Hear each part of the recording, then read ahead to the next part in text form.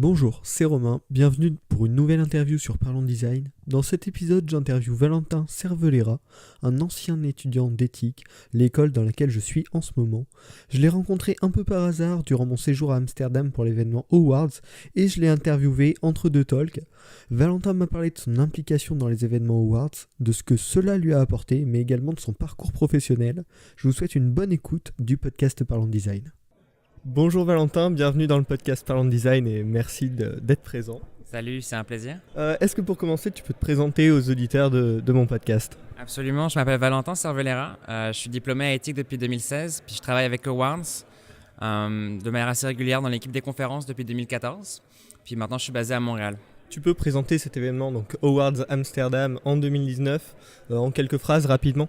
Absolument, c'est la 10e conférence qu'on organise avec Awards, sachant que Awards c'est un groupe qui aujourd'hui récompense des sites pour leur innovation, pour leur originalité. Et ils ont commencé à faire des conférences en 2014, en fait, il y a 5 ans. Et là, on organise la 10e. Donc, c'est une conférence qui, aujourd'hui, totalise 960 personnes, en fait, de différents backgrounds, essentiellement designers, mais aussi des gens qui font partie du web dans d'autres domaines, donc du marketing, du business, du management, des développeurs également. Et en fait, la conférence, voilà, c'est une accumulation en fait de talks, donc de conférenciers qui vont venir parler en fait de différents sujets qui sont généralement sur la tendance, donc tout ce qui va être réalité augmentée, plein d'autres choses dans ce domaine-là en fait en ce moment. Puis sur ce qui va être de user testing aussi, c'est une bonne tendance qu'on a en ce moment. L'utilisabilité, plein de choses comme ça. Donc ouais, c'est un peu un bon résumé de la conférence. Puis on a une remise des prix sur les premières conférences de l'année chaque fois, qui se déroulent en février. Et donc là, on va récompenser du coup les prix de l'année qui sont sur 7 catégories différentes, e-commerce, meilleur entrepreneur, meilleure agence, meilleur studio, différents sites, catégories comme ça qu'on récompense. Et donc on pourra voir les prix sur awards.com dès ce soir, une fois que la remise de prix aura été faite. Toi, quel est ton rôle dans l'organisation ? Comment as-tu rencontré Awards un peu ? Tu peux nous raconter cette histoire ? Oui, absolument. En 2014, en fait, je faisais partie d'éthique, j'étais en 3e année. Et j'ai vu que Awards organisait... Awards, c'est quelque chose qui nous sert de manière quotidienne à éthique. Je pense que c'est toujours le cas aujourd'hui. C'est une source d'inspiration. Puis nous, ça nous apprend un petit peu à savoir ce que c'est que la tendance et le courant actuel dans le web.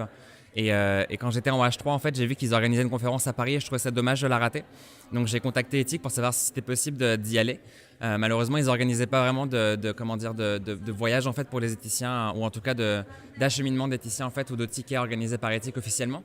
Donc j'ai contacté Awards pour demander s'ils avaient besoin d'aide pour l'organisation, étant donné que j'ai une aisance en anglais et que j'ai déjà fait un peu de conférences ou d'événementiel avant. Puis ils ont accepté en fait, et puis ils recherchaient effectivement des volontaires à l'époque pour organiser l'événement, ou en tout cas aider à l'organisation. Et on était quatre étudiants de différentes écoles. J'étais le seul d'éthique, puis ensuite il y avait 2 étudiants, il me semble, de l'IIME ou de l'EMI, et une autre école du multimédia. Puis on était 4 du coup à aider Awards dans l'organisation. Et l'organisation de la première conférence à Paris s'est super bien passée. Puis ils m'ont rappelé pour la prochaine qui s'est déroulée quelques mois après à Barcelone. Et ensuite ça a devenu quelque chose de régulier en fait. Et maintenant aujourd'hui je les aide intégralement dans l'organisation sur place des conférences, et puis un peu en amont également. Pour ce qui se passe au niveau de la sélection des lieux, la sélection des endroits, pas mal de choses comme ça. Et du coup, qu'est-ce que cette expérience t'a apporté finalement ? Pourquoi tu continues à le faire et qu'est-ce que tu trouves d'intéressant dans cette collaboration avec Awards ? C'est surtout plus pour des raisons personnelles un peu aujourd'hui. Le voyage fait partie de ma vie, j'aime beaucoup ça, j'aime beaucoup rencontrer des gens. Je suis quelqu'un qui vit vraiment dans l'échange social, et puis je trouve que notre métier qui se passe dans le web est vraiment enrichi par le fait de rencontrer des gens en réel. En fait, ça aide un petit peu à se défaire de l'image qu'on a des grosses entreprises ou des grosses agences qu'on n'imaginerait jamais intégrer. C'est vrai que quand on est dans le milieu de l'école, on peut se dire facilement que waouh Facebook, waouh Google, waouh plein de noms comme ça qui vont nous inspirer énormément. Mais ça semble tellement lointain et tellement difficile à atteindre, tandis que lorsqu'on va dans ces conférences-là, on se rend compte que c'est des gens comme nous. Et ça aide vraiment à passer cette barrière de se dire ok, rien n'est inachevable, et auquel le web est un monde qui semble vraiment varié et vraiment plein d'experts. C'est des gens comme nous, et c'est vraiment pas difficile en fait d'établir une connexion, de serrer une main et de se dire je peux atteindre ce niveau-là, je peux rencontrer ces gens-là et collaborer avec ces gens-là, parce qu'ils sont absolument pas, ils vivent pas dans un monde qui est au-dessus d'une autre, ils se considèrent pas comme des gens supérieurs. Au contraire, c'est des gens qui sont au même niveau que nous, qui sont toujours intéressés par collaborer avec des gens de différents endroits ou différentes origines et avec différents points de vue. Donc non, c'est quelque chose qui m'enrichit tous les jours. Et puis aujourd'hui, c'est plus tellement, j'ai quand même franchi un peu cette barrière-là. Maintenant, c'est des gens avec qui je collabore et avec qui j'échange régulièrement, surtout dans mon contexte d'organisation. Mais aujourd'hui, ça m'enrichit toujours de voyager et d'aider Awards dans ces conférences-là. C'est un milieu dans lequel j'adore être bercé. J'aime toujours suivre la tendance, c'est quelque chose que je fais toujours dans mon rôle de jury également chez Awards. Donc non, ça m'aide à les suivre, et puis ça m'aide aussi à bâtir le contact que j'ai avec ces entreprises et ces agences qui sont un peu partout.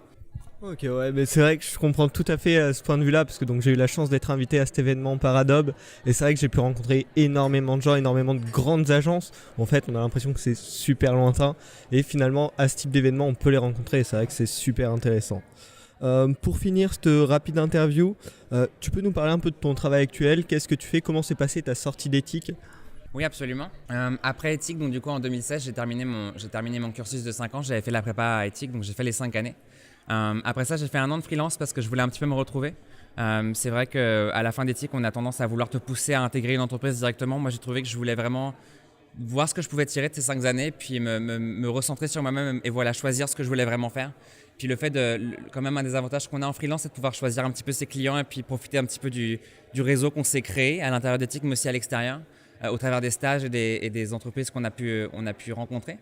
Et donc du coup, cette année que j'ai fait à la suite de mon diplôme, ça a été vraiment une année sur laquelle j'ai pu essayer de trouver un petit peu où est-ce que je me situais dans le développement web, ce que je fais aujourd'hui, à temps plein en fait au Canada, puisque j'ai déménagé au Canada en fin 2017 après mon année de freelance. Et puis voilà, ça m'a permis un petit peu de confirmer ce que je voulais faire après mon expertise. Et aujourd'hui, je pense que je me suis trouvé, voilà, je sais que ce que je fais, c'est du développement créatif front-end. Puis je gère un petit peu des équipes aujourd'hui dans mon milieu. Donc dans mon agence, j'ai l'occasion de faire de la gestion d'équipe, d'être team lead en parallèle du développement. Donc je me trouve un peu plus. Mais ouais, ça a été un petit peu comme ça ma sortie à éthique. Du coup, ouais, tu te laisses un peu porter malgré tout, tu testes différentes pistes. Et est-ce que aujourd'hui tu serais capable de nous dire ce que tu vas faire dans quelques années, ou c'est vraiment t'adaptes? Comment ça se passe? Je pense pas que c'est difficile à dire parce qu'Internet ça change vraiment très rapidement. Je pense qu'Internet d'il y a 3 ans c'est absolument pas le même que celui qu'on vit aujourd'hui. Les outils sont nouveaux et sont très changeants. Donc j'ai envie de voir comment ça va évoluer. Je ne serais pas fermé à l'idée de chercher une expérience de start-up, un de ces quatre, parce que je me dis que c'est quand même quelque chose qui est intéressant. Puis la mouvance, le rythme qu'on a dans le monde de la start-up est quand même assez différent. Mais ça va dépendre des opportunités qui vont m'être présentées. Je pense que pour le moment, mon expérience dans mon agence à Montréal se passe très bien. Et j'ai pas envie de changer parce que je suis nourri intellectuellement là-dedans. Puis mes expériences de voyage avec Awards me nourrissent également en parallèle. Donc je suis pas demandeur de plus pour le moment. Mais je reste ouvert au changement du web et je pense que je vais essayer d'être un bon caméléon à ce niveau-là, de pouvoir voir un petit peu comment est-ce que ça va évoluer, si ça va devenir quelque chose de beaucoup plus immersif dans le sens de la réalité virtuelle, si ça va devenir quelque chose de différent. Puis je pense d'apprendre les langages, d'apprendre les technologies, d'apprendre la stratégie qu'on a autour de ça. Donc je m'enferme pas dans mon monde, je reste ouvert à ce qui se passe à côté, mais pour le moment je suis confortable à Montréal et je vis de mon confort. Très bien, ouais, ça. Et dans ce contexte d'ouverture, est-ce que on te conclut le podcast là-dessus? Est-ce qu'il y a un des talks qui t'a spécialement intéressé, qui t'a spécialement attiré? Oui, absolument. Peter Smart, qui est notre présentateur sur tout le long de la conférence, en fait, a fait un talk hier de son agence de fantasy.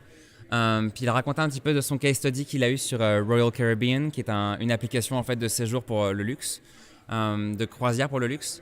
Et je trouvais qu'en fait, à chaque fois qu'ils font du design chez Fantasy, ils ont genre 1000 pas en avant en fait sur notre internet d'aujourd'hui. Je trouve qu'ils vivent dans une tendance qui n'est pas encore définie et puis qu'ils montrent un petit peu le chemin que moi j'aimerais avoir dans les applications, dans le monde applicatif, dans le monde du web également. Parce que c'est vrai qu'ils ont pensé à un milliard de choses que nous, dans le quotidien de nos agences moyennes, entre guillemets, si c'est pas péjoratif de dire ça, mais ils ont pensé à des choses que nous, on n'a pas forcément le temps ni l'expertise de pouvoir explorer. Et ils le font avec tellement de soins et d'applications que c'est inspirant de pouvoir se dire waouh, en fait, c'est vraiment un exemple qu'on a envie de suivre. Et moi, ça me donne envie de me dire ok, c'est des directions dans lesquelles j'aimerais porter ma pensée. Donc on verra comment ça se passe, mais je pense que c'était le talk qui m'a le plus inspiré dans mon domaine. D'accord, ben merci beaucoup Valentin, et puis bonne fin d'Awards. Merci beaucoup.